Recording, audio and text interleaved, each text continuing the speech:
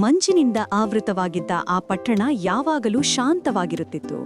ಬೆಳಗ್ಗೆ ಬೀದಿಗಳಲ್ಲಿ ಕೆಲವೇ ಜನ, ಸಂಜೆ ಹೊತ್ತಿಗೆ ದೀಪಗಳ ಮೃದು ಬೆಳಕು ಮತ್ತು ರಾತ್ರಿ ಬಂದರೆ ಸಂಪೂರ್ಣ ನಿಶ್ಶಬ್ದ. ಜನರಿಗೆ ಆ ನಿಶ್ಶಬ್ದವೇ ಭದ್ರತೆಯ ಸಂಕೇತವಾಗಿತ್ತು. ಆದರೆ ಕೆಲವೊಮ್ಮೆ ನಿಶ್ಶಬ್ದವೇ ಅತಿದೊಡ್ಡ ಅಪಾಯವಾಗುತ್ತದೆ ಎಂಬುದನ್ನು ಆ ಪಟ್ಟಣ ಅರಿಯಲು ತಡವಾಯಿತು. ಒಂದು ಬೆಳಗ್ಗೆ ಪಟ್ಟಣದ ಹೊರವಲಯದಲ್ಲಿದ್ದ ಹಳೆಯ ಗೋದಾಮಿನ ಬಳಿ ಒಬ್ಬ ಕಾವಲುಗಾರ ಶವವಾಗಿ ಪತ್ತೆಯಾದ. ಯಾವುದೇ ಗಲಾಟೆಯ ಗುರುತಿಲ್ಲ, ರಕ್ತದ ಚಿಮ್ಮಾಟವೂ ಇಲ್ಲ. ಅವನು ನಿದ್ದೆಯಲ್ಲಿದ್ದಾಗಲೇ ಸಾಯಿಸಿದಂತೆ ಕಾಣುತ್ತಿತ್ತು. ಸುದ್ದಿ ಕ್ಷಣಗಳಲ್ಲಿ ಹರಡಿತು. ಇದು ಸಹಜ ಸಾವು ಇರಲಾರದು ಎಂಬ ಮಾತು ಎಲ್ಲರ ಬಾಯಲ್ಲಿತ್ತು. ಈ ಪ್ರಕರಣದ ತನಿಖೆಯನ್ನು ನಿರ್ವಹಿಸಲು ತನಿಖಾಧಿಕಾರಿ ಅನಿರುದ್ಧ ಬಂದ. ಅವನು ಹೆಚ್ಚು ಮಾತಾಡದವನು, ಆದರೆ ಪ್ರತಿಯೊಂದು ಸಣ್ಣ ವಿವರಕ್ಕೂ ಗಮನ ಕೊಡುವವನು. ಸ್ಥಳಕ್ಕೆ ಬಂದ ಮೊದಲ ಕ್ಷಣದಲ್ಲೇ ಅವನಿಗೇನೋ ಅಸಹಜ ಅನ್ನಿಸಿತು. ಶವದ ಮುಖದಲ್ಲಿ ಭಯ ಇರಲಿಲ್ಲ, ಆದರೆ ಕಣ್ಣುಗಳಲ್ಲಿ ಪ್ರಶ್ನೆ ಇತ್ತು. ನನ್ನನ್ನು ಯಾರು? ಅನಿರುದ್ಧ ಮೊದಲು ಗೋದಾಮಿನ ಸುತ್ತ ಪರಿಶೀಲನೆ ನಡೆಸಿದ. ಬಾಗಿಲು ಮುರಿದಿಲ್ಲ, ಕಿಟಕಿಗಳಲ್ಲಿ ಧೂಳು ಅಸ್ಥಿರವಾಗಿತ್ತು. ಯಾರಾದ್ರೂ ಇತ್ತೀಚೆಗೆ ಒಳಬಂದು ಹೊರಹೋದಂತೆ. ಆದರೆ ಹೆಜ್ಜೆ ಗುರುತುಗಳು ಸ್ಪಷ್ಟವಾಗಿರಲಿಲ್ಲ. ಇದು ಯೋಚಿಸಿ ಮಾಡಿದ ಅಪರಾಧ ಎಂದು ಅವನಿಗೆ ತಿಳಿಯಿತು. ಮೃತ ಕಾವಲುಗಾರನ ಹೆಸರು ರಮೇಶ್. ಸರಳ ಜೀವನ, ಯಾವುದೇ ಶತ್ರುಗಳಿಲ್ಲ ಎಂಬುದು ಎಲ್ಲರ ಹೇಳಿಕೆ. ಆದರೆ ಅನುಭವದಿಂದ ಅನಿರುದ್ಧಕ್ಕೆ ಗೊತ್ತು, ಯಾರಿಗೂ ಶತ್ರುಗಳಿಲ್ಲ ಎನ್ನುವುದು ಅಪರಾಧದ ಮೊದಲ ಸುಳ್ಳು. ಅನಿರುದ್ಧ ರಮೇಶ್ ಮನೆಗೆ ಹೋದ. ಅವನ ಪತ್ನಿ ಮೌನವಾಗಿದ್ದಳು, ಕಣ್ಣುಗಳು ಊದಿಕೊಂಡಿದ್ದವು. ಅವನಿಗೆ ಯಾರಾದರೂ ಸಮಸ್ಯೆ ಇತ್ತಾ ಎಂದು ಕೇಳಿದಾಗ ಅವಳು ತಲೆ ಅಡ್ಡಾಡಿಸಿದಳು. ಆದರೆ ಅವಳ ನೋಟ ಏನೋ ಹೇಳಲು ಯತ್ನಿಸುತ್ತಿತ್ತು. ಮನೆಯ ಹಿಂಬಾಗಿಲ ಬಳಿ ಅನಿರುದ್ಧ ಒಂದು ಚಿಕ್ಕ ಕಾಗದ ಕಂಡ. ಅದರಲ್ಲಿ ಕೇವಲ ಒಂದು ಸಾಲು: ನಿಶ್ಶಬ್ದವೇ ಸಾಕ್ಷಿ. ಆ ವಾಕ್ಯ ಅವನ ಮನಸ್ಸಿನಲ್ಲಿ ಗೂಡು ಕಟ್ಟಿತು.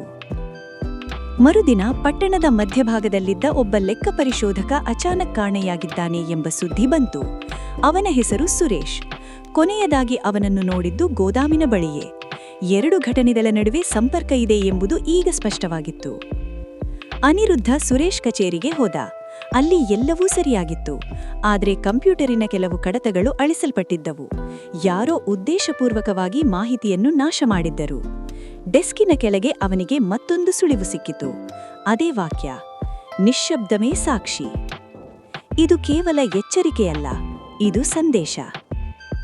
ತನಿಖೆ ಮುಂದುವರಿದಂತೆ ಅನಿರುದ್ಧ ಒಂದು ಗುಪ್ತ ವ್ಯವಹಾರದ ಸುಳಿವಿಗೆ ಬಂದ. ಪಟ್ಟಣದ ಕೆಲ ಪ್ರಭಾವಿ ಜನರು ಸೇರಿ ಹಣಕಾಸಿನ ವಂಚನೆ ನಡೆಸುತ್ತಿದ್ದರು. ಆ ಹಣವನ್ನು ಗೋದಾಮಿನ ಮೂಲಕ ಸಾಗಿಸಲಾಗುತ್ತಿತ್ತು. ರಮೇಶ್ ಕಾವಲುಗಾರನಾಗಿದ್ದರೂ ಅವನು ಈ ರಹಸ್ಯವನ್ನು ಕಂಡುಹಿಡಿದಿದ್ದ.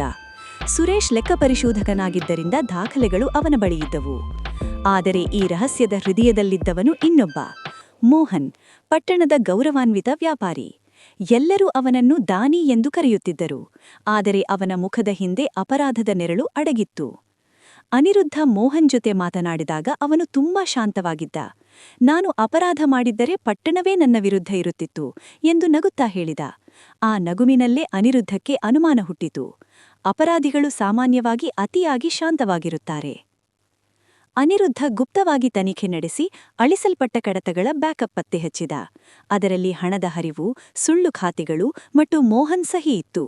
ಈಗ ಸಾಕ್ಷಿ ಬೇಕಾಗಿತ್ತು, ಜೀವಂತ ಸಾಕ್ಷಿ. ಅದೃಷ್ಟವಶಾತ್ ಸುರೇಶ್ ಜೀವಂತವಾಗಿದ್ದ. ಅವನನ್ನು ಪಟ್ಟಣದ ಹೊರಗಿನ ಒಂದು ಹಳೆಯ ಮನೆಯಲ್ಲಿ ಬಂಧಿಸಿಟ್ಟಿದ್ದರು.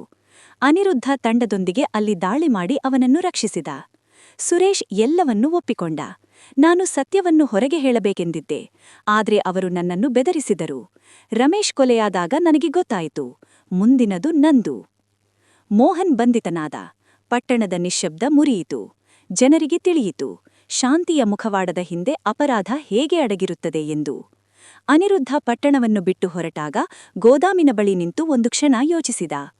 ನಿಶ್ಶಬ್ದ ಯಾವಾಗಲೂ ನಿರಪರಾಧವಲ್ಲ, ಕೆಲವೊಮ್ಮೆ ಅದು ಅಪರಾಧದ ಅತಿದೊಡ್ಡ ಸಾಕ್ಷಿ.